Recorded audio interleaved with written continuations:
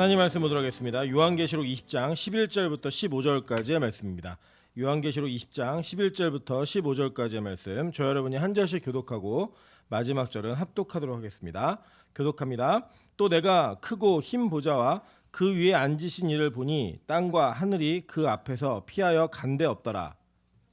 또 내가 보니 죽은 자들이 큰 자나 작은 자나 그 보좌 앞에 서 있는데 책들이 펴 있고 또 다른 책이 펴졌으니 곧 생명책이라. 죽은 자들이 자기 행위를 따라 책들에 기록된 대로 심판을 받으니 바다가 그 가운데에서 죽은 자들을 내주고 또 사망과 음부도 그 가운데에서 죽은 자들을 내주매 각 사람이 자기의 행위대로 심판을 받고 사망과 음부도 불못에 던져지니 이것은 둘째 사망 곧 불못이라. 합독합니다. 누구든지 생명책에 기록되지 못한 자는 불못에 던져지더라. 아멘. 네, 우리 주변에 있는 분들에게 이렇게 하면 인사하도록 하겠습니다. 보면 볼수록 더 보고 싶은 사람입니다. 네, 더 보고 싶은 은혜의 관계가 되시기를 주님으로 축원합니다. 네, 오늘은 요한계시록 20장 11절부터 15절까지의 말씀을 가지고 백보좌의 심판이라는 제목으로 하나님 말씀 증거하도록 하겠습니다. 여러분, 우리 성경을 우리 계속 이렇게 그 요한계시록을 쭉 살펴보고 있는데요. 이 요한계시록이 갖고 있는 내용의 정확한 부분들은 그냥 간단히 요약하면 이런 겁니다. 그냥 하나님께서 마지막 때에 예수 그리스도로 말미암아 우리를 심판하실 것이고, 그 심판의 결론으로 인하여서 하나님의 백성들과 하나님의 백성이 아닌 자들을 철저하게 분명하게 구분하심으로 말미암아 이 땅의 종말을 통하여 하나님의 나라를 완성하신다라는 거예요. 그래서 결국에는 그 내용이 이 요한계시를 통하여 요한이 말하고 싶었던 내용이었고, 하나님께서 요한에게 보여주신 환상과 계시였다라고 성경 전체는 요약하고 있는 것입니다. 그래서 오늘 그 하이라이트가 될 수 있는 이 백보좌의 심판, 이 심판이 과연 어떻게 우리에게 주어진 것이고 그 내용들이 어떻게 우리에게 앞으로 나타나게 될 것인지에 대한 것들을 함께 말씀을 나누면서 은혜를 누리고 체험하는 그런 귀한 시간 되시기를 주님의 이름으로 축원합니다. 먼저 보면은 여기에 이 요한이 계속적으로 환상을 봅니다. 연속적으로. 그러니까 여기 또 내가 보니 뭐 또 내가 봄에 뭐 이렇게 말들이 계속 진행되는 건 뭐냐면 어떤 환상이 하나 보여지고 끝난 다음에 다른 환상을 본 거예요. 계속. 그래서 그렇게 보는 와중에 요한이 어떤 환상을 보게 되냐면 오늘 보니까 또 내가 크고 흰 보좌와 그 위에 앉으신 이를 보니 라고 이야기했어요. 그죠? 그 크고 흰 보좌와 그 위에 앉으신 이를 보았다라고 얘기합니다. 실제로 이렇게 이 보좌에 앉으신 분이 누군가, 그리고 이 보좌에 앉으신 이가 우리에게 어떤 분이신가를 성경은 반복적으로 이야기해 왔고, 또 이 계시록 안에서도 여러 번 반복하고 있음을 봅니다. 계시록 4장 2절부터 4절입니다. 내가 곧 성령에 감동되었더니 보라, 하늘에 보좌를 베풀었고 그 보좌 위에 앉으신 이가 있는데 앉으신 이의 모양이 벽옥과 홍보석 같고 또 무지개가 있어 보좌에 둘렀는데 그 모양이 녹보석 같더라. 또 보좌에 둘러 24보좌들이 있고 그 보좌들 위에 24장로들이 흰 옷을 입고 머리에 금관을 쓰고 앉았더라 라고 얘기해요. 이 계시록 4장에서 요한이 하늘나라를 보았는데, 천국을 보았는데 그 본 장면 속에 뭐가 있었어요? 보좌가 있었고 그 보좌에 앉으신 이가 있었는데 각종 보석과 무지개가 있어 라고 얘기해요. 그죠? 여러분, 이 무지개 언약이 언제 주어진 거죠? 창세기 10장에서, 그죠? 9장에서 주어진 언약이죠. 그 언약의 내용이 뭐였어요? 의미적으로, 내재적 의미적으로는 예수 그리스도의 십자가, 그 십자가의 은혜를 상징하는 언약이었죠. 그죠? 그 언약의 내용을 보았을 때 이 보좌에 앉으신 건 누구예요? 예수 그리스도가 여기 앉아 계셨다라는 거예요. 그래서 볼게요. 계시록 5장 7절부터 8절도 얘기합니다. 그 어린 양이 나와서 보좌에 앉으신 이의 오른손에서 두루마리를 취하시니라. 그 두루마리를 취하심에 네 생물과 24장로들이 그 어린 양 앞에 엎드려 각각 검은 거와 향이 가득한 금 대접을 가졌으니 이 향은 성도의 기도들이라 라고 얘기했어요. 자, 이 5장에서도 요한은 계속 보좌에 앉으신 이를 보았는데 좀 더 명확하게 얘기하죠. 그 어린 양이라고 얘기했어요. 그 어린 양이 누구예요?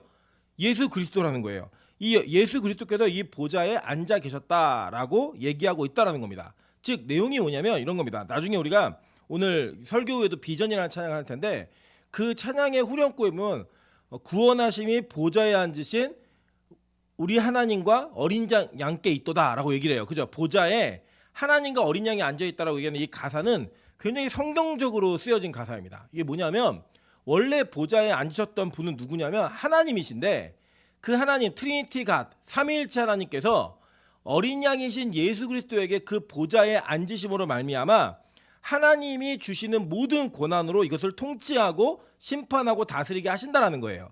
여러분 이게 이렇게 이해하시면 됩니다. 예를 들면 이 인류의 역사 가운데 여러 정치 시스템이 있잖아요. 그 정치 시스템이 있는데 그 중에서 이 성경이 주로 쓰여진 시대는 왕정 시대였어요. 대부분이.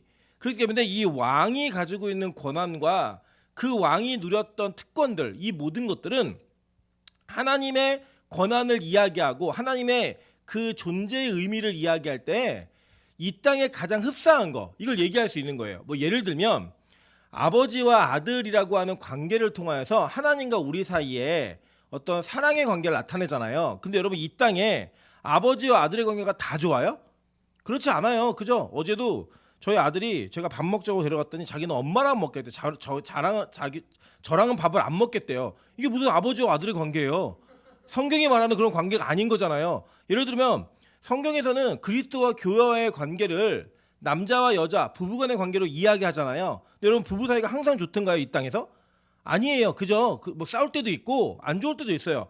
그런데 그게 이 땅에서 가장 흡사하게 하나님의 관계를 나타낼 수 있는 거예요. 그러니까 이 시대에 살던 성경이 쓰여진 시대에 산 사람들이 하나님이 어떤 분이냐, 그럼 왕 같은 분이다라고 얘기할 때 이분이 어떤 분이구나 이해할 수 있는 거죠. 뭐 예를 들면 우리 청년들에게 이제 뭐 20대 30대 애들에게 야 노래를 잘하는 청년들에게 야 너 이미자처럼 노래 잘한다 이렇게 얘기하시면요 애들이 내가 그렇게 올드하게 노래하나 이렇게 받아들여요. 그러니까 그걸 잘 이해 못하는 거죠. 근데 우리 권사님들 사이에서 저 권사님은 이미자처럼 노래 잘해. 그럼 이게 뭐예요? 최고의 칭찬이잖아요. 그 시대에 그 한 시대를 누렸던 그 엄청난 가수의 이미지가 담겨져 있는 건데 시대가 달라지면 그게 좀 바뀔 수 있다라는 거예요. 근데 이 시대에서는 하나님을 예수 그리스도를 보좌에 앉으신이라고 표현함으로 말미암아 뭘 얘기했던 거냐면 예수님의 권한이 어떠한 권한인지를 얘기하고 있는 거예요. 실제로 이것은 그냥 단지 예수님이 이럴 것이다, 하나님이 이럴 것이다라고 얘기한 게 아니라 구약에서부터 약속되어진 내용이었다라고 성경은 얘기하는 겁니다. 다니엘 7장 9절부터 14절 한번 볼게요.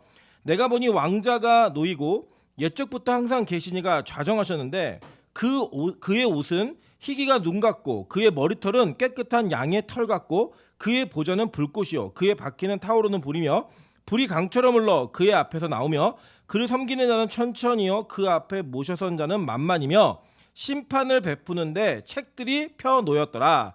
그때 내가 작은 뿔이 말하는 큰 목소리를 말미암아 주목하여 보는 사이에 짐승이 죽임을 당하고 그의 시체가 상한 바 되어 타오르는 불에 던져졌으며 그 남은 짐승들은 그의 권세를 빼앗겼으나 그 생명은 보존되어 정한 시기가 이르기를 기다리게 되었더라.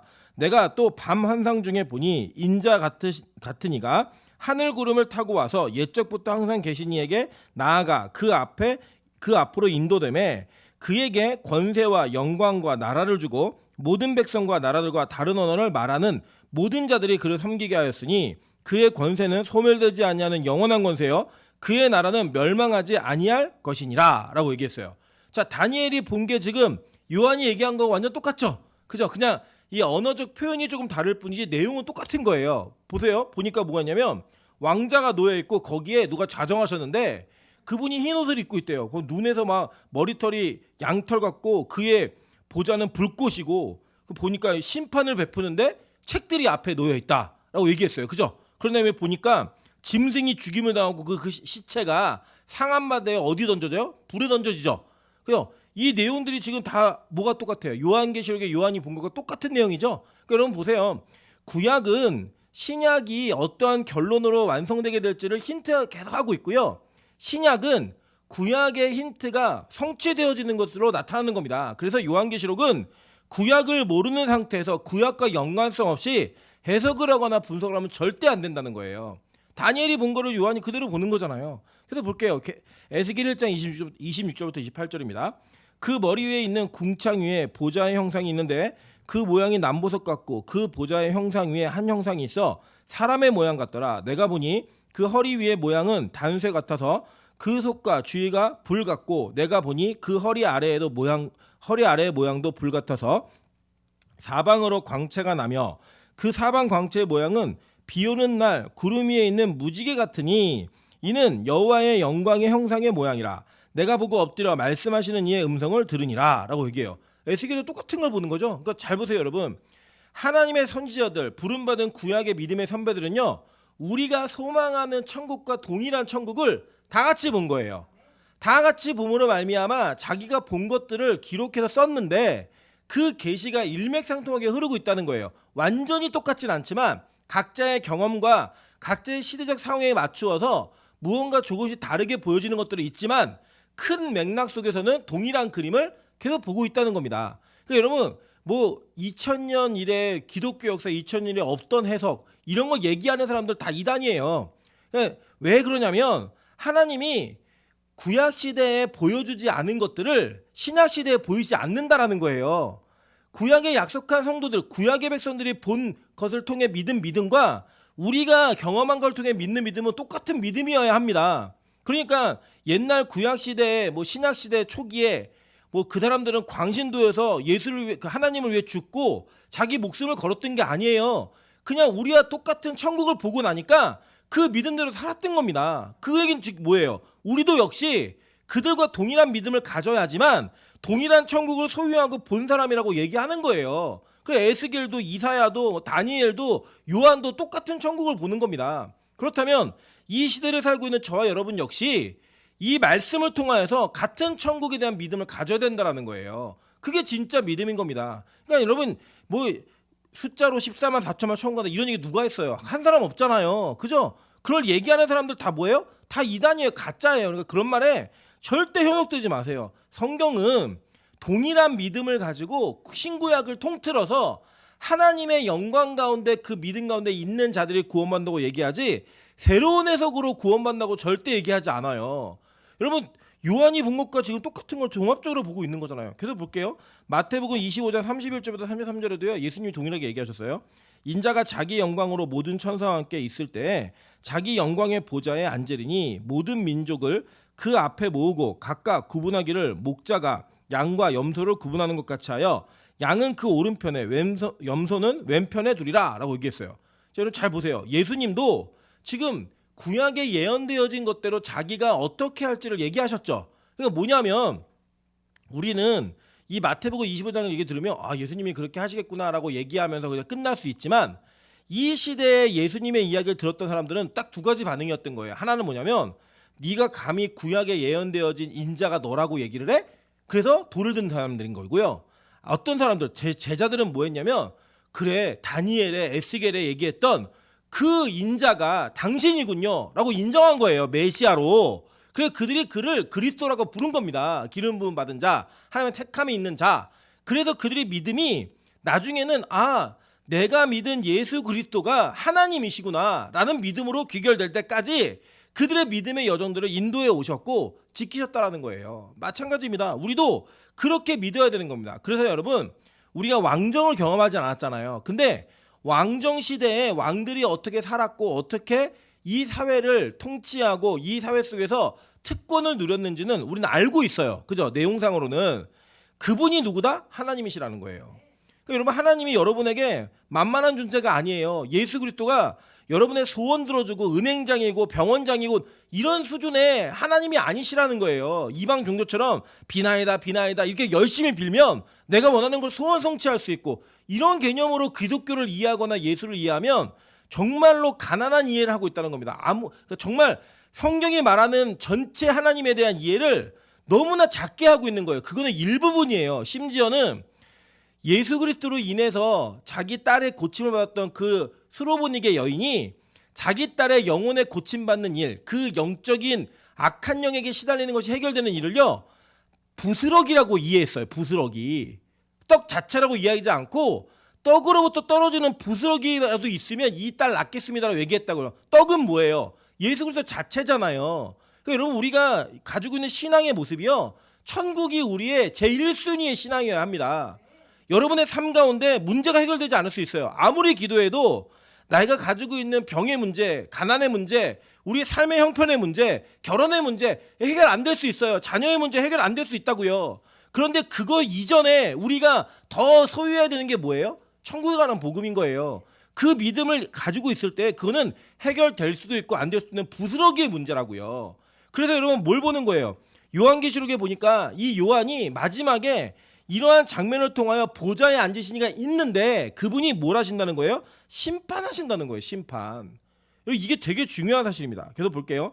사도행전 17장 31절에 이렇게 얘기합니다. 이는 정하신 사람으로 하여금 천하의 공의로 심판할 날을 작정하시고 이에 그를 죽은 자 가운데서 다시 살리신 것으로 모든 사람에게 믿을 만한 증거를 주셨음이니라 하니라 라고 얘기해요. 그분이 뭐예요? 그 하나님이 왕 같은 분이 심판하신다는 거예요. 여러분 옛날에 보세요. 뭐 짐이 국가니라 뭐 이런 왕들이 그런 얘기 했잖아요. 짐이 곧 국가다 얘기하는 그런 이 왕들이 했던 얘기가 뭐냐면 내가 나라야 고 내가 말하는 게 법이야 이거였다고요. 그래도 왕이 어땠어요? 야, 쟤 죽여. 그럼 죽였고 쟤 살려. 그럼 살렸다고요. 그래서 그 왕의 권한은 그 말 자체가 그냥 그 어떤 사람도 도전할 수 없는 거였어요. 그래서 그때 이 고대 왕정 시대의 가장 큰 죄가 뭐예요? 영모죄잖아요. 영모죄. 영모를 하면 뭐 그 구족을 멸하고 막 이랬잖아요. 무덤에 있는 시체까지 꺼내갖고 난도질을 했다고요. 영모는 그렇게 큰 범죄였습니다. 왕권에 대적하거나 영모가 성공하지 못하면 철저하게 가문이 몰락했어요. 완전히. 이유가 뭐예요? 그 왕의 권한을 그렇게 보호한 거예요. 인정한 거라고요. 여러분 마찬가지입니다. 그 왕이 심판하신다는 거예요. 그리고 이 심판의 기준과 심판의 권한은 누구에게 있어요? 왕에게 있는 거잖아요. 여러분 지금처럼 뭐 헌법에 의해서 어떤 형사법, 이런 민법 이런 거에 의해서 법조문으로 판단하는 게 아니라는 거예요. 근데 여러분 실제 우리도 그렇잖아요. 이 시대 살면서 여러분 뻔히 아시잖아요. 법조문대로 법이 모든 국민에게 평등합니까? 아니에요. 여러분 절대 그렇지 않아요. 돈이 있고 권력이 있고 힘 있는 자들은요. 그 법망을 피해가기도 하고 적용이 잘 안 되기도 해요. 우리 그거 보면 뭐라고 얘기해요? 유전무죄, 무전유죄 이 얘기하는 이 땅에 논리가 있는 것처럼 여러분 무언가 법을 가지고 장난할 수 있는 권한 그것을 가지고 기준을 자기 마음대로 조절할 수 있는 권한이 있는 자들이 있다라는 거예요. 여러분 그게 우리가 잘못됐다라고 이 시대는 얘기합니다. 근데 왕정 시대는 그 잘못된 거예요? 아니었다고요. 왕이 말하는 게 법이었어요. 그냥 그 기준이 왕의 기준이 그냥 그 나라의 기준이었다고요. 그러한 권한과 통치권 그게 왕이 가지고 있었던 권한이에요. 근데 그거와 유사하고 비슷한 시스템 그리고 이해할 수 있고 믿음으로 받아들이는 게 뭐예요? 하나님의 왕권. 예수 그리스도가 그 보좌에 앉으셨다라고 얘기하는 건 그 의미가 있다는 거예요. 그래서 뭐라고 얘기했느냐? 보세요. 고린도후서 5장 10절입니다. 이는 우리가 다 반드시 그리스도의 심판대 앞에 나타나게 되어 각각 선악간에 그 몸으로 행한 것을 따라 받으려 함이라 라고 얘기했어요. 디모데후서 4장 1절부터 5절입니다. 하나님 앞과 살아있는 자와 죽은 자를 심판하실 그리스도 예수 앞에서 그가 나타나실 것과 그의 나라를 두고 엄히 명하노니 너는 말씀을 전파하라. 때를 얻든지 못 얻든지 항상 힘쓰라. 범사에 오래 참음과 가르침으로 경책하며 경계하며 권하라. 때가 이르니 사람이 바른 교훈을 받지 아니하며 귀가 가려워서 자기의 사욕을 따를 스승을 많이 두고 또 그 귀를 진리에서 돌이켜 허탄한 이야기를 따르리라. 그러나 너는 모든 일에 신중하여 고난을 받으며 전도자의 일을 하며 내 직무를 다하라 라고 얘기했어요. 자 보니까 계속 성경은 마지막에 예수가 심판한다는 거예요. 그죠? 근데 그 심판을 믿는 자들에게 권하는 내용이 뭐냐면 그래서 너희는 말씀을 전하라는 거예요. 전도자의 삶을 살라는 거예요. 여러분 그래서 심판을 진짜 믿는 사람들은요. 자기 주변에 있는 아직 믿지 않는 자들에게 복음을 전할 수밖에 없는 긴박감이 생깁니다. 긴박감이. 여러분 우리가 어떤 사건과 상황 속에서 위험한 상황을 다른 사람들이 인지하지 못해 그걸 알리죠. 예를 들면 자동차 운전하시는 분들은 아시겠지만 앞에 안개가 심하게 끼거나 갑자기 교통사고가 나 있을 경우에는요. 비상등을 켭니다. 깜빡깜빡하는 비상등을 켜줘요. 그러면 뒤에 있는 사람들이 뭘 보는 거예요? 아 앞에 무슨 일이 있기 때문에 내가 속도를 줄여야겠구나. 내가 여기서 더 속도를 내면 안 되겠구나. 이런 무언의 약속들이 쭉 이루어져가지고 그 위험으로부터 사람들을 보호합니다. 그게 이제 일종의 암묵적 약속이에요. 그런 것처럼 우리가 이 땅의 심판, 즉 요한이 가졌던 에스겔이 가졌던 예수가 선언했던 그리고 이사야가 그리고 다니엘이 보았던 그 천국의 심판을 마지막 심판, 천국의 관문대 앞에 있는 마지막 심판을 진짜 믿으면요. 복음 전한다는 거예요. 복음을 안 전할 수가 없다는 거예요. 예수 그리스도의 십자가로 말미암아 면제될 수 있는 유일한 면제의 길이 있는 그 복음을 전하지 않을 수 없는 긴박감이 생긴다는 거예요. 여러분, 그리고 혹시라도 여러분 안에 지금 이 심판에 대한 긴박감이 사라진 분이 계시다면 여러분 지금 믿음이 기본적으로 흔들리고 있는 거예요. 아, 뭐 심판이 있겠나, 이 세상에 끝이 있겠나, 내가 뭐 마음대로 살아도 원하는 대로 살아도 이거 대충 살아도 아무렇지도 않아, 괜찮아 라는 여러분의 마음이 있다? 여러분 지금 하나님의 백보자의 심판이 지금 당장 임해도 이상하지 않은 시대예요. 그죠? 약속한 시대잖아요. 이 시대가. 그 시대적 긴박감과 이 심판에 대한 긴박감이 사라져 있다면 여러분은 요한과 같은 믿음은 아닌 거예요. 여러분, 요한이 반모섬에서 이 환상과 계시를 통해 마지막 심판을 경험하고 보았을 때 그가 내가 이 유배 생활과 이 섬에서의 감금 생활을 피하기 위해 예수를 잠깐 부인해야겠다 이런 생각이 들었을까요? 저는 절대 그럴 수 없다고 생각해요. 여러분, 제자들이 화영대 앞에서 초대 기독교인들이 그 짐승의 사자우리에서 그들이 풀렸을 때 딱 한마디만 하면 돼요. 잠깐 예수를 부인하면 돼요. 여러분, 폴리갑의 유명한 서머나의 담임 목사였던 폴리갑의 유명한 순교의 일화가 있잖아요. 폴리갑을 처형하려고 했던 총독이 폴리갑이랑 어렸을 때부터 친구였어요. 그 얘기 부탁을 합니다. 너 한 번만 예수를 부인해라. 그거 살려줄게. 그랬더니 폴리갑이 뭐라고 얘기했냐면, 아, 예수님은 평생 나를 한 번도 부인한 적이 없는데 내가 어떻게 예수를 부인해? 그리고 그거 어떻게 죽었는지 알아요? 화형당했어요. 화형. 여러분, 그게 만약에 폴리갑의 생각에, 우리 생각에도 그럴 수 있잖아요. 잠깐 부인해서 더 큰 일을 도모하지 왜 그거를 굳이 거기서 고집을 해갖고 죽나. 여러분, 심판 때가 있다라는 걸 믿으면, 마지막 이 백보자의 심판을 믿으면 절대로 그들은 잠시 어떤 순간이라도 복음의 길을 포기할 수가 없었다라는 거예요. 타협할 수가 없었다라는 거예요. 그러니까 지금 여러분이 이 세상과 타협하고 있는 태도는 뭐예요? 그 심판에 대한 긴박감이 없는 거예요. 안 올 것 같은 거예요, 예수가. 그런데 나는 믿고는 있어. 거짓말하지 마세요. 진짜 믿으면요, 그렇게 살 수 없어요. 그 긴박감이 여러분의 삶에 있으면요, 절대로 그렇게 살 수 없다고. 그러니까 뭐라고 얘기해요, 바울이 디모데에게. 너 믿지? 심판하실, 죽은 자도 살아있는 자도 심판하실 그리스도를 믿지? 그러면 그가 나타나실 것과 그의 나라를 두고 내가 진짜 엄히 명하는데 때를 어떤지 모르겠지만 말씀 전해. 전도자의 직무를 포기하지 마. 사람들이 말세가 되면 자기 귀에 들리는 것이 좋은 대로 다 그걸 들으며 살 거야. 이 세상이 원하는 것들, 추구하는 것들을 인정해주고 그런 세상으로 다 모이게 될 거야. 근데 너 그때 포기하면 안 돼. 전도자의 직무를 다해. 이거 얘기하고 있는 거예요. 여러분, 그런 부탁을 하고 있는 그 모습 속에는 뭘 믿는 거예요? 바울도 심판을 믿는 거예요.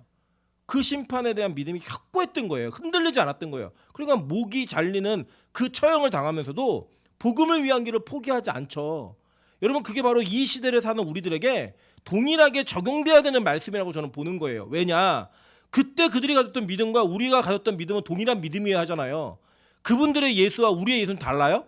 아니에요. 똑같아요. 그렇다면 적어도 그 예수를 믿고 있는 그 믿음의 태도와 그 방향성은 같은 방향성을 가지고 있어야죠. 그래서 여러분, 이 백보자의 심판이 진짜 믿어지는 은혜가 있기를 주님의 이름으로 축원합니다. 그렇다면 이 심판이 어떻게 도대체 이루어지는 건가? 자, 볼게요.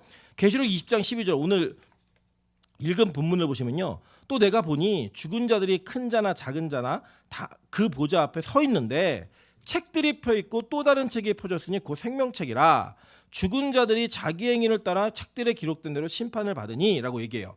자, 보니까 여기에 책의 권수는 여러 권이에요. 분명히 복수로 쓰여져 있어요. 헬라 원어에도. 자, 그런데 두 종류의 책이 있는 거예요. 어떤 종류의 책이냐면 하나는 인간의 행위들을 기록한 책들이 있는 겁니다. 한쪽에는. 그리고 또 한쪽에는 어떤 책들이 있냐면 또 한쪽에는 생명책이 있는 거예요. 그러니까 두 종류의 책이 이 보좌 앞에 놓여져 있는 겁니다. 이게 뭐냐면 증거물이에요. 증거물. 이 보좌 앞에 놓여져 있는 그 증거물을 통하여 우리들이 심판하시는데 그 심판의 근거가 뭐냐면 각각 자기의 행위대로 심판을 받는다는 거예요. 자기의 행위대로. 그러면 그 행위가 어떻게 폭로되어지는가? 로마서에 얘기하고 있어요. 로마서 14장 11절부터 12절입니다. 기록되었을 때 주께서 이르시되 내가 살았노니 모든 무릎이 내게 꿇을 것이요 모든 혀가 하나님께 자백하리라. 이 자백하라는 헬라어가 엑소몰로게오라는 단어인데 이게 뭐냐면 인정하다라는 뜻이에요. 그러니까 자기 입으로 인정하는 거예요. 스스로 모든 혀가 하나님 앞에서 무릎을 꿇고 인정하는 거예요. 뭘 인정하느냐 보니 인정을 하였느니라. 이러므로 우리 각 사람이 자기의 일을, 그러니까 자기의 행위를 하나님께 직고하리라라고 얘기해요. 헬라어로는 직고하다는 단어가 디돔이라는 단어인데 주다, 선사하다, 바치다예요. 그 뭐냐면 자기 입으로 자기 행위를 하나님 앞에 다 고백한다는 거예요. 무릎을 꿇고. 이게 언제 있는 거냐? 심판대 앞에 있는 거예요. 그러니까 여러분 마지막 심판대 앞에 우리가 모두가 서게 되고 거기 심판의 자리에 가게 되면 여러분의 입으로 스스로 내가 행한 모든 죄악의 문제들, 내가 행한 모든 삶의 문제들을 다 하나님 앞에 직고한다는 거예요. 그럼 그걸 누가 듣고 있는 거예요? 성도 모두가 심판대 앞에 있는 모든 성도가 다 듣고 있는 거예요. 우리 가끔 법원 드라마 같은 거 보시면 뭐 법에 대해서 막 얘기하고 뭐 논박이 있을 때 저기 방청하는 방청객들이 있죠. 그 방청객들이 있는 것처럼 모든 역사 속에 살았던 성도, 즉 성도와 지옥 가는 모든 짐승의 표를 받은 자들, 이 모든 자들이 다 그 앞에 서가지고 여러분이 살면서 무슨 죄를 지었고 어떤 행위를 했고 어떤 마음으로 살아왔는지를 다 고백하게 돼 있다는 거예요. 여러분 이게 어마무시한 얘기 아닙니까? 여러분 진짜 우리가 24시간을 우리를 감찰하는 카메라가 여러분의 카메라로 촬영을 하고 여러분의 삶을 방영을 해도 여러분 그게 쉽겠어요? 예를 들어 한 주마다 이번 주마다 돌아가면서 한 주씩 한 사람씩 24시간 밀착 취재하고 매주마다 이걸 틀어준다. 요약해서 여러분 편집해갖고 하이라이트 무슨 죄를 지었는지 얼마나 많이 먹었는지 이런 거 막 틀어준다. 여러분 이거 편하시겠어요? 마음이? 안 편하죠. 근데 그게요 천국에서 다 이루어진다는 거. 다. 여러분 이게 뭐냐? 이게 지금 이게 뭐냐면요 우리가 가지고 있는 모든 선악간의 일들을 하나님이 다 폭로해 버리시겠다는 거예요. 어디서요? 심판대 앞에서. 여러분 이게 굉장히 두려운 일이죠. 그 심판의 모습은 우리가 가지고 있는 선과 악의 문제를 철저하게 구분하신다라는 거예요. 그러니까 인간은 속일 수 있어요. 인간은 속을 수밖에 없어요. 여러분 예를 들면 저도 가끔 대화를 하다 보면 상대가 다 진실을 100% 얘기하고 있지 않다는 걸 알아요. 근데 저도 누군가에게 그러고 있는 사람이기 때문에 그냥 그걸 넘어가는 거예요. 누가 누굴 탓하겠어요. 우리 다 그런데 그런 모습 속에서 우리는 인간끼리 서로 속아주면서 그냥 관계를 이어갑니다. 다 얘기하면 관계가 깨어지니까. 내가 아는 거 다 말하면 관계가 무너져 버리니까. 그걸 인정하며 가는 거예요. 근데요, 이 심판대 앞에서는요, 그런 일 없어요. 그대로 다 폭로돼요. 어떤 일과 어떤 사건이 있었는지 다 얘기되는 거예요. 그래서 선악간에 하나님의 기준으로 모든 걸 심판하신다는 거예요. 잘 보세요. 창세기 2장 9절입니다. 여호와 하나님이 그 땅에서 보기에 아름답고 먹기에 좋은 나무가 나게 하시니 동산 가운데 생명나무와 선악을 알게 하는 나무도 있더라 라고 얘기해요. 자, 이 선악을 알게 하는 나무라고 얘기하는 이 히브리어가 우에메츠 하다트 토바라 로 토칼이에요. 이게 뭐냐면 이 전체 내용이 뭐냐면 선과 악의 총괄적 지식, 이걸 알게 하는 나무. 예. 그 나무가 있는데 그걸 따먹은 거예요, 인간이. 그래서 우리 인간은요 선과 악의 기준을 내가 구분합니다. 내 눈에. 그러니까 이게 선과 악을 여러분 착한 행위 나쁜 행위 이렇게 보시면 안 되고요. 토부, 오늘 이제 우리 2부 때 출애굽기에서 배울 건데 우리가 애굽이 좋았더라 이게 아니에요. 토부라고 얘기해. 애굽이 선했더라예요. 그들이 보기에는. 이게 좋았더라 선했더라고 되게 큰 차이가 있습니다. 지금 하나님이 인도하신 길이 악이라는 거예요. 그걸 우리가 구분해요. 우리가. 왜냐? 선악과를 따먹은 인간이기 때문에. 그래서 우리가 이 땅에서 내가 옳은 대로 내가 원하는 대로 했던 모든 일들이 그 나라에 가면 하나님의 기준, 선과 악을 정확하게 분별하시는 하나님의 기준으로 심판하신다는 거예요. 그러니까 여러분 이럴 수 있어요. 여러분이 이 땅에서는 이게 선이라고 생각해서 적당히 신앙생활했던 그 기준점이 하나님 보시기에 악일 수 있고요. 여러분이 이거는 아닌 것 같은데라고 생각했던 그 기준이 하나님 보시기엔 선일 수 있다는 거예요. 제가 예전에 어떤 분이 기도를 받는 모습을 보면서 되게 큰 충격을 받았던 적이 있어요. 그게 뭐였냐면 저희 어머니가 누군가 기도하시면 이렇게 기도하시더라고요. 사람 앞에서의 겸손이 그러니까 어떤 분을 기도해 주시면서 사람 앞에서의 겸손이 하나님 보시기엔 교만이었고 사람 앞에서의 교만이 하나님 보시기엔 겸손이었다고. 그리고 이게 되게 충격적인 이야기 아닙니까? 우리가 보통 우리 인간 세계에서 통용적으로 받아들일 수 있는 그런 수준의 도덕 윤리적 관점에 선과 악의 기준이 하나님께 있다고 믿잖아요. 근데 하나님이 그렇지 않다는 거예요. 하나님의 기준으로 판단하신다는 거예요. 그러니까 지금 여러분 하는 행동과 판단과 선택은 다 그래도 적어도 이게 옳은 거야, 이게 맞는 거야 라는 기준을 선택하신 게 있단 말이에요. 근데 그게 하나님 나라에서 아닐 수 있다는 거예요. 하나님 보시기엔 그게 아닐 수 있다는 거예요. 그러면 얼마나 우리가 이게 두렵고 떨려야겠어요. 여러분, 왜 우리가 시험 보기 전에 왜 공부한 사람들이 긴장을 왜 하죠? 뭐가 문제가 나올지 모르니까. 답을 써놓고도 불안한 이유가 뭐예요? 이게 뭐가 답인지 모르니까 불안한 거예요. 명확한 거는요 절대 불안하지 않아요. 정말 명쾌한 거는요 불안하지 않는데 우리가 하나님의 심판의 기준을 몰라요. 그러니까 우리는 항상 긴장 가운데 있어야 되는 거예요. 여러분, 그래서 구약에도 보면 이해 안 가는 내용들이 많잖아요. 다말이 시아버지와 잠자리 갖고 애를 낳는데 성경이 그걸 옳다라고 얘기를 해요. 우리가 볼 때는 미친 짓인데, 여러분, 그런 행동과 행위들이 성경의 그 사건으로 마무리되는 게 아니라 하나님 나라도 있다는 거예요. 이 땅에서 광신도처럼 믿어가지고 너 왜 저러지? 제발 조용히 좀 시켜. 저렇게 기도하지 말라 그래. 저렇게 예배드리지 말라 그래. 했던 모든 행위가 하나님 보시기에 선의 행동일 수 있고요. 우리가 볼 때 깔끔하고 정말로 젠틀하고 누구나 받아들였던 상식적인 신앙의 기준이 하나님 보시기에 악일 수 있다는 거예요. 얼마나 무섭습니까? 그러니까 우리가 깨어서 하나님을 의지하고 하나님의 그 은혜를 붙들지 않으면 그 어떤 사람도 안심이라는 것들을 이 땅에 누릴 수 없다는 거예요. 제가 작년부 성경 공부를 할 때도 제일 많이 우리 어른들이 저한테 질문하시고 궁금해했던 게 뭐냐면 구원의 확신의 문제였어요. 구원의 확신. 여러분, 좀 명확하게 말씀드릴게요. 구원의 확신이 구원이에요? 절대 아니에요, 여러분. 여러분의 구원의 확신은 뭘 근거한 거예요? 여러분의 주관적 판단을 근거로 한 거예요. 근데 여러분 진짜 믿음이 있다라고 고백하실 수 있겠어요? 여러분, 이 성경에 있는 그 믿음이 여러분의 믿음과 동일하다라는 고백이 100% 일치된 사람이 몇 명이나 있겠어요, 이 땅에. 정말로 그걸 생각하면요, 어떻게 감히 구원의 확신이라는 얘기를 입에 올리면서 지금의 나의 신앙생활을 그냥 더 이상은 할 게 없고 이 정도면 됐어라고 만족하시겠어요? 어떤 누구도 그게 안 되는데요.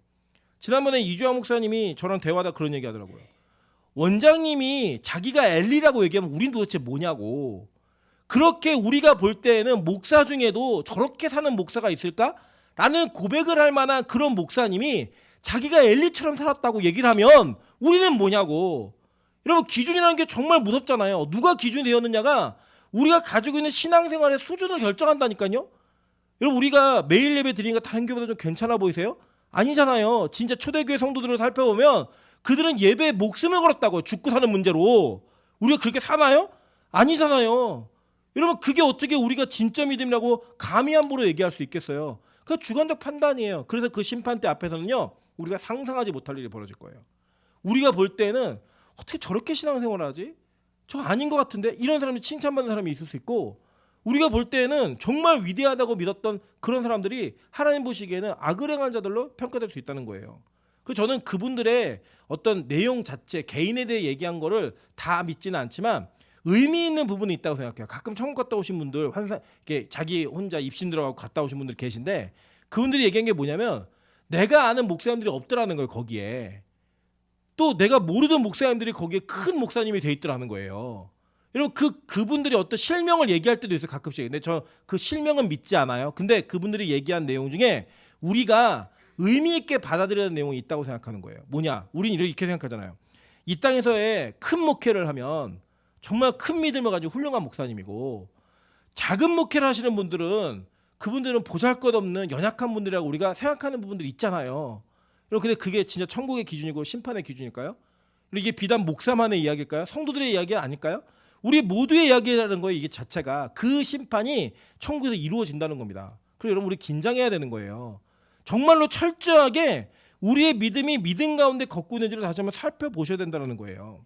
그래서 그 죄 때문에 우리가 죽는 은혜가 여기에서 죽어야 될 수밖에 없는 운명이 우리에게 주어져 있다는 거예요. 자, 제가 다시 한번 정리하겠습니다. 백보자의 심판에 가시면 책들이 펼쳐져 있어요. 그 책에는 여러분이 기억나지도 않았고 알지도 못했고 생각하지도 않았던 것들과 또 생각하고 있고 숨기고 있고 남을 속여서 넘어왔던 모든 것들이 다 그 심판대에 있는 책에, 행위책에 다 기록돼 있어요. 그 여러분은 그거를 읽든 보든 공개되든 어떻든 간에 여러분의 혀로 스스로 그 죄악의 문제를 다 고백할 거예요. 내가 무슨 말을 했는지, 어떤 행동을 했는지, 그걸 다 얘기하고 나면요, 우리에게 남는 거는 딱 하나예요. 아, 내가 죽을 수밖에 없는 죄인이구나. 나는 끝났구나. 이런 가끔 그럴 때 있잖아요.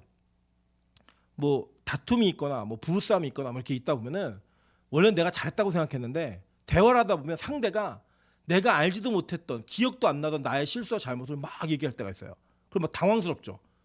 그 괜히 이 싸움을 시작한 게 부끄럽고 이게 폭로되는 게 너무 두렵고 이런 마음 들 때 없으셨어요? 경험이 있으시죠? 그게 뭐 가족이 됐던 부모가 됐던 자녀가 됐던 뭐 형제끼리 싸웠던 뭐 애인끼리 싸웠던 모든 것들 가운데 우리 이런 사건들이 비일비재하게 있었잖아요. 천국에서는요 그걸 다 당한다는 거예요. 다. 나는 그래도 이 땅에서 괜찮게 살았는데 나 목사로 살았는데 나 권사로 장로로 살았는데 그렇게 여러분 자부심 갖고 있던 모든 게 다 무너지는 거예요. 왜냐? 우리의 죄로 말미암아 그 일들이 그대로 있었기 때문에. 여러분 실제 있었던 일이에요. 그래서 우리가 어떤 모습이냐? 성경은 이렇게 얘기합니다. 로마서 5장 12절부터 14절입니다. 그러므로 한 사람으로 말미암아 죄가 세상에 들어오고 죄로 말미암아 사망이 들어왔나니 이와 같이 모든 사람이 죄를 지었으므로 사망이 모든 사람에게 이르렀느니라. 죄가 율법이 있기 전에도 세상에 있었으나 율법이 없었을 때에는 죄를 죄로 여기지 아니하였느니라. 그러나 아담으로부터 모세까지 아담의 범죄와 같은 죄를 짓지 아니한 자들까지도 사망이 왕노릇하였나니 아담은 오실 자의 모형이라 라고 얘기해요. 그래서 우리 모두가 다 죄인이라는 거예요. 그러니까 여러분 이 모두가 다 죄인이다 이런 게 마지막 때 그 백보자의 심판대 앞에서 확인되어지는 거예요. 그러니까 그 일은 당연히 일어나는 일이고 그 일의 실제의 현상적 모습도 우리가 이 땅에서 보는 거예요. 다 이기적이잖아요. 다 자기 기준대로 살고 다 죄악 가운데 사는 존재들이잖아요. 그걸 인정할 수밖에 없게 만드는 그 사건의 종결이 뭐냐? 백보자의 심판이라는 거예요. 여러분 이 백보자의 심판 앞에서는요 우리 모두가 다 죄인임을 고백할 수밖에 없는 거예요. 근데 여기서는 어떤 심판을 받냐면 우리의 몸까지도 심판을 받아요. 우리의 몸까지도. 자 볼게요. 다니엘서 12장 2절입니다. 땅의 티끌 가운데에서 자는 자 중에서 많은 사람이 깨어나 영생을 받을 자도 있겠고 수치를 당하여서 영원히 부끄러움을 당할 자도 있을 것이며 뭐냐면 땅의 티끌 즉 흙으로부터 모든 사람이 다 깨어난다는 거예요. 왜 우리가 죄를 지음으로 말미암아 너는 흙이니 흙으로 돌아갈지라. 그래서 흙으로 돌아가죠. 다 우리가 죽으면 썩잖아요. 근데 그 썩은 몸이 다 어떻게 된대요? 다시 살아나는데 어떤 사람은 영원한 생명으로 살아나고 어떤 사람은 수치를 당하여 영원한 부끄러움으로 살아나게 된다는 거예요. 그래서 볼게요. 요한복음 5장 27절부터 29절입니다. 또 인자됨으로 말미암아 심판하는 고난을 주셨느니라. 이를 놀랍게 여기지 말라. 무덤 속에 있는 자가 다 그의 음성을 들을 때가 오나니 선한 일을 행한 자는 생명의 부활로 악한 일을 행한 자는 심판의 부활로 나오리라 라고 얘기했어요. 그죠? 그러니까 여러분 우리 사도신경 할 때 몸이 다시 사는 것과 영원히 사는 것을 믿사옵나이다 라고 얘기하잖아요. 그 몸은 즉 지금 우리가 가지고 있는 이 육체예요. 이 육체의 몸이 다 살아나는데 악인도 의인도 다 사는 부활로 나온다는 거예요. 그래서 그 육체가 영혼과 다시 합일되어진 상태로 심판을 받는 심판대 앞에 서는 거예요. 그래서 우리 행위의 문제가 이 심판대 앞에서 문제가 되는 거예요. 다시 살기 때문에. 여러분 한번 생각해 보세요. 지금 구원파처럼 우리의 육체가 썩어지고 끝나는 거라면 육으로 지은 죄는 거기서 심판받지 않아요. 받을 리가 없죠. 왜 심판을 받아요? 육이 죽어서 다 썩어져 없어져 버렸는데 이미 그 대가를 치러냈는데 그런데 우리 그 육이 다시 다 살아난다는 거예요. 그 육신의 죄악까지도 다 심판을 받게 된다는 거예요. 사도행전 24장 15절에도 동일하게 얘기합니다. 그들이 기다리는 바 하나님께 향한 소망을 나도 가졌으니 곧 의인과 악인의 뭐가 있대요? 부활이 있으리라 함이니이다 라고 얘기해요. 그래서 여러분 우리 모두는 죄를 지었건 예수를 믿건 안 믿건 상관없이요 다 영원히 사는 존재로 다시 부활되게 되어 있습니다. 그런데 그 부활 속에 한쪽은 영원한 생명의 부활이기 때문에 그것을 영생이라고 말하는 거고 한쪽은 영원한 심판이기 때문에 그거를 두 번째 사망이라고 얘기하는 거예요. 우리 보통 얘기하잖아요. 위험한 상황이 다가올 때 우리 죽었다 이렇게 얘기하잖아요. 그것처럼 영원히 사는데 실제 죽는 게 아니라 영원히 사는데 불못에서 육체를 가지고 영원히 사는 거예요. 그래서 그걸 뭐라고 얘기하냐면 영원한 사망, 둘째 사망이라고 성경은 우리에게 가르치고 있는 겁니다. 이거 죽느니만 못해. 그 얘기하는 거예요. 그 내용을. 여러분 이게 얼마나 두렵고 떨리는 일인지 다른 거 아니에요. 우리가 뜨거운 냄비 하나 잘못 잡아도 뜨거 그러면서 긴장하고 막 이 손에 막 화상을 한번 입어도 진짜 고생 진짜 많이 하시잖아요. 그죠? 여러분 그게요. 여러분의 인생에 끊어지지 않고 영원히 지속되는 거예요. 그 고통이. 끊어지지 않고. 여러분 저는 저희 교회 영상을 보면서 너네 교회는 영상을 보고는 계절 구분이 안 된다고. 예. 항상 선풍기 틀어놓고 항상 반팔 입고 막 이러니까. 그래서 저는 무조건 천국 가야 돼요. 저는 지옥 가면 큰일 나요. 불못에 영원히 살아야 되는. 여러분 이게요. 그냥 제가 가볍게 말씀드린 내용이지만 한번 상상을 한번 해보세요. 내가 뜨거운 불에 죽지도 않고 영원히 사는 존재로 산다. 안 두렵습니까? 저는 진짜 무서워요. 제가 지옥이 정말 두려운 이유는 뭐 덥고 이런 거는 그냥 여러분 웃으시라고 한 얘기고요. 저는 그 고통이 지속될 것이 믿어져요. 그래서 저는 절대 거길 피해야 돼요. 저는 진짜 거기에 가고 싶지 않아요. 진짜 가고 싶지 않아요. 그런데 우리가 이 백보자 앞에서 그 심판의 목록, 너의 행위의 목록을 쭉 듣다 보면요. 와, 나는 지옥이 결정되었구나 라고 생각할 수밖에 없는 현실이 여러분 눈앞에 있다는 거예요. 그 실제가 여러분 눈앞에 있다는 거예요. 지금 이번 일주일의 삶이 여러분 폭로돼도 여러분 되게 부끄럽지 않으세요? 여러분 이 한 달의 삶이 여러분 폭로돼도 여러분 정말 부끄럽지 않으세요? 일생에 여러분 잘못했던 모든 내용들이 다 폭로된다면 어떻게 견뎌요? 우리 다 그 수치와 그 모멸감과 내가 죽을 수밖에 없음을 인지하는 지옥의 백성임을 확인하는 그 확인을 반드시 통과한다는 거예요. 뭘 통해? 백보자의 심판을 통해. 그때 여러분 어마어마한 반전이 나는데 그 반전이 뭐냐? 바로 생명책이에요. 생명책이에요. 이 생명책에 기록된 자는 거기에서부터 그 심판을 멸한다는 거예요. 보세요. 여기 보니까 뭐라고 얘기냐면 15절에 누구든지 생명책에 기록되지 못한 자는 불못에 던져지다. 여러분 그러면 생명책에 기록된 자는 안 던져진다는 거잖아요.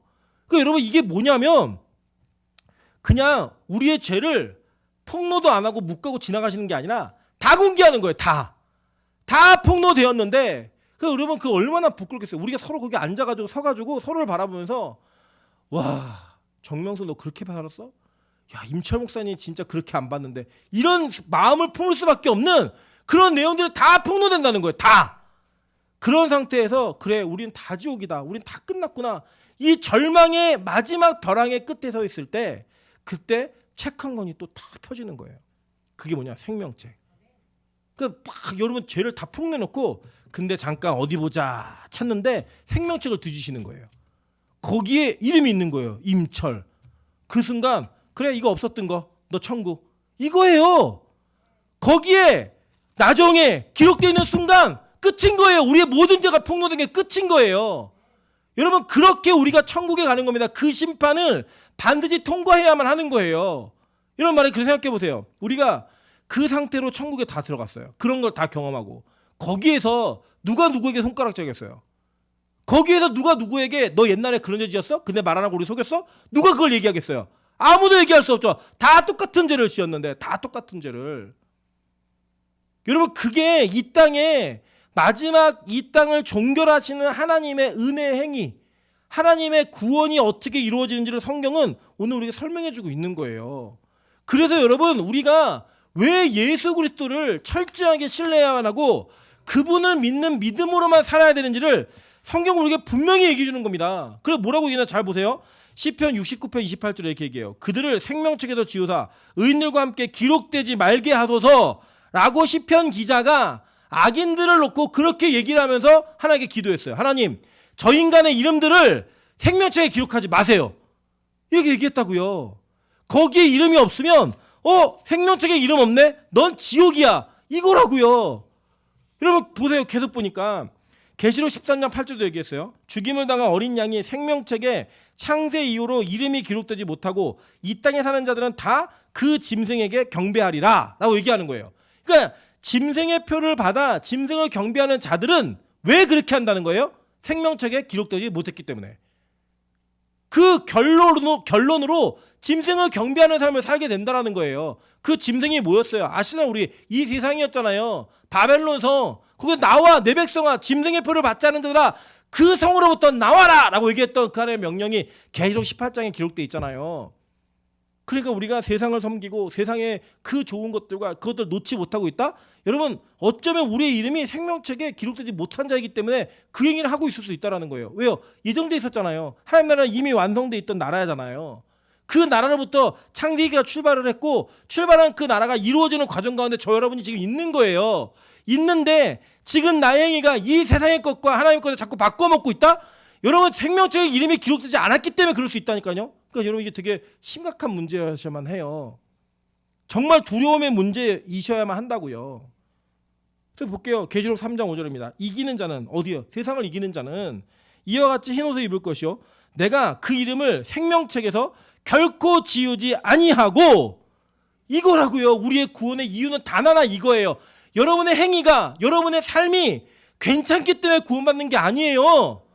여러분의 인격이 좋아서 구원받는 게 아니라고요. 우리의 구원은 철저하게 생명책에 이름이 있느냐 없느냐 그 한 가지 유무로 판단이 되는 거예요. 그래서 이걸 은혜라고 얘기하는 겁니다. 그래서 여러분 여러분의 이름이 생명책에서 지워지지 않으시기를 소망하셔야 되고요. 여러분의 이름이 생명책에 반드시 기록돼 있기를 소망하셔야 돼요. 그래야지 우리가 살 수 있는 하나님의 유일한 근거가 있는 거예요. 계시록 21장 27절에 뭐라고 얘기하는지 아세요? 완성이에요. 무엇이든지 속된 것이나 가증한 일 또는 거짓말하는 자는 결코 그리로 들어가지 못하되 오직 어린 양의 생명책에 기록된 자들만 들어가리라. 명확히 얘기하잖아요. 그리고 여러분 우리가 아무렇게나 살아도 생명책에만 기록되면 되네? 그게 아니고요. 생명책에 기록된 자는 그래도 그 기록된 것 때문에 우리의 삶 가운데 죄와 싸우는 그 싸움이 있다는 거예요. 비록 우리가 100% 깨끗하지 못하지만 내가 그 죄가 싫고 거짓말하고 가증한 것들을 행하지 않는 그런 걸음을 걷기 위한 노력을 한다는 거예요. 왜요? 생명책에 기록돼 있으니까. 내 노력 때문에 구원받는 게 아니라 그게 복음인 겁니다. 그게 은혜인 겁니다. 우리 십자가의 은혜는 바로 그런 거예요. 그래 여러분 그걸 붙드셔야만 되는 거예요. 근데 지금 뭐 하고 계시냐고요? 어떤 마음과 어떤 태도로 예수를 붙들고 계시냐고요? 그게 여러분 예수가 여러분의 액세서리가 아니라 전부셔야 돼요. 전부. 그래야지만 이 생명책에 기록된 은혜가 우리에게 있는 거죠. 여러분 그래서요 목사는 여러분의 구원의 문제가 어떻게 결정되는지 몰라요. 절대 알 수 없어요. 안다고 얘기하면 이단이에요. 하나님만 아시는 거예요. 그래서 여러분 우리가 여러분의 삶이 그 방향성이 생명책에 기록되지 않는 짐승의 표를 받은 자들과 동일하게 걷는 것처럼 보일 때 우리는 그를 위해서 기도하고 경계하는 말을 하는 거예요. 여러분 지옥 백성일 수도 있어요. 얘기하면 누가 좋아하겠어요. 그냥 저도 편하려면 여러분 다 천국 백성이에요. 안심하세요. 여러분 이 예배를 드리고 있다는 것 자체가 여러분 천국 백성입니다라고 얘기하는 게 저도 좋고 여러분도 좋아요. 그런데 성경은 그렇게 아니라고 얘기할 수 있잖아요. 우리의 기준이 아니잖아요. 내 눈이 아니잖아요. 내가 눈에 좋게 나랑 친하고 나랑 가깝다고 얘기해 줄 수 있는 문제가 아니잖아요. 그러니까 여러분 말씀은 우리의 패부와 심령을 찌를 수밖에 없는 거예요. 그래야지만 하나님 앞으로 돌아갈 수 있기 때문에. 여러분 제가 다시 한번 여쭙습니다. 여러분 진짜 생명책에 기록되어 있다고 확신하십니까? 만약에 그 확신이 여러분 안에 있다 해도 아니 없다 해도 우리는 여전히 그 예수의 은혜를 붙들 수밖에 없는 존재예요. 왜냐? 그거 하나가 유일한 불못에 떨어지지 않는 방법이니까. 그거 하나가 유일한 방법이니까. 그 여러분 예수를 끝까지 붙드셔야 돼요. 그 보좌에 앉으신 이의 심판이 이렇게 이루어지는 거예요. 제가 이 백보좌의 심판이라고 하는 간지 세 번째 간지를 드렸는데요. 이게요 성경이 말하고 있는 구원의 내용을 이게 정확하게 요약해 놓은 겁니다. 그러니까 잘 보시면 이런 거예요. 우리 인간이 살다가 죽어요. 죽으면 우리의 영혼의 대기도로 갑니다. 근데 이때 대기도로 갈 때 천국의 백성은 파라다이스라고 하는 낙원을 가요. 이 낙원을 간 사람이 명쾌하게 기록된 사람이 누구였느냐? 바로 오른편의 강도였어요. 예수님께서 네가 오늘 나와 함께 낙원에 이르리라 얘기했거든요. 그 낙원은 천국 바실레이아가 아니에요. 파라다이스예요. 그 낙원에 이뤄서 기다리는 거예요. 언제까지? 재림하실 때까지. 그리고 반대로 이 영혼, 예수를 믿지 않고 죽은 영혼은 어디 가느냐? 음부로 들어가요. 근데 여러분 예수를 믿지 않고 죽은 영혼이라 그래서 우리보다 더 특별한 육체의 고난을 받는 게 아니에요. 육체는 어디 있어요? 낙골 땅에 있고 땅에 매장돼 있잖아요. 그 육체는 그냥 그렇게 흙이 되어 있는 거예요 지금. 그랬다가 주님이 재림이 있는 순간에 우리가 영혼이 그냥 영혼만 심판받는 게 아니고요. 의인도 악인도 몸이 부활을 해요. 그 부활한 몸이 합일이 되어서 예수의 재림 가운데 그 보좌에 앉으신 어린 양 앞에서 심판을 받습니다. 그 심판이 바로 백보좌의 심판. 오늘 우리 여러분이 읽으신 계시록 20장 11절부터 15절까지 있는 말씀의 심판인 거예요. 그 심판에 앉은 자들이 그 심판의 내용을 명확하게 판결을 받습니다. 판결을 받음으로 말미암아 영혼과 육체가 합일되어진 전 인격을 가지고 구원받은 자들은 새하늘과 새 땅에 들어가는 거고요. 구원받지 못한 자들은 둘째 사망, 영원한 불못으로 들어가게 되는 거예요. 이게 여러분 우리 믿는 자들, 믿지 않는 자들의 영혼의 구원과 육체의 문제를 요약해놓은 그림입니다. 제가 이거를 예전에 부활절 설교할 때 한번 드린 적이 있어요. 근데 2부 설교할 때 드렸는데 여러분이 2부 설교할 때네요. 드렸는데 여러분 이 모든 것들을 그냥 이게 요약해 놓은 거예요. 이게 성경적 근거를 다 가지고 내용을 정리해 놓은 겁니다. 그렇기 때문에 지금 다시 한번 말씀드리면 이런 거예요. 여러분 심판은 반드시 있습니다. 그리고 그 심판은 아무도 피할 수 없어요. 그리고 그 심판 앞에서 우리 모두는 우리 죄를 폭로당할 거예요. 그 폭로당한 가운데 우리가 정말 이제 끝났구나, 죽을 수밖에 없구나라는 우리의 탄식과 고백이 떨어질 때 예수 그리스도의 십자가 은혜로 말미암아 생명책에 기록된 자들을 하나님 호명하실 거예요. 그 호명되는 그 기쁨과 감격은 이 땅의 그 어떤 것과도 비교할 수 없는 감격일 겁니다. 그리고 우리는 그렇게 구원받아 새하늘과 새 땅에 들어가는 거예요. 그래서 21장, 22장은 그렇게 그 들어간 자들이 새하늘과 새 땅이 어떤 모습인가 거기를 표현해주고 있는 내용인 거예요. 여러분 이 백보자의 심판은 우리 반드시 통과합니다. 그러기에 오늘 지금 이 순간 여러분에게 이 은혜가 사라져 있으면 안 돼요. 이 심판의 경각심이 조금이라도 소홀해져 있으면 안 돼요. 혹시 그랬다면 다시 한번 이 심판을 상기하십시오. 리마인드 하세요. 진짜 심판이 있지. 진짜 구원이 있지. 그걸 통해서 여러분의 영원한 구원이 이루어질 겁니다. 그것을 믿으면서 하루하루 살아가시기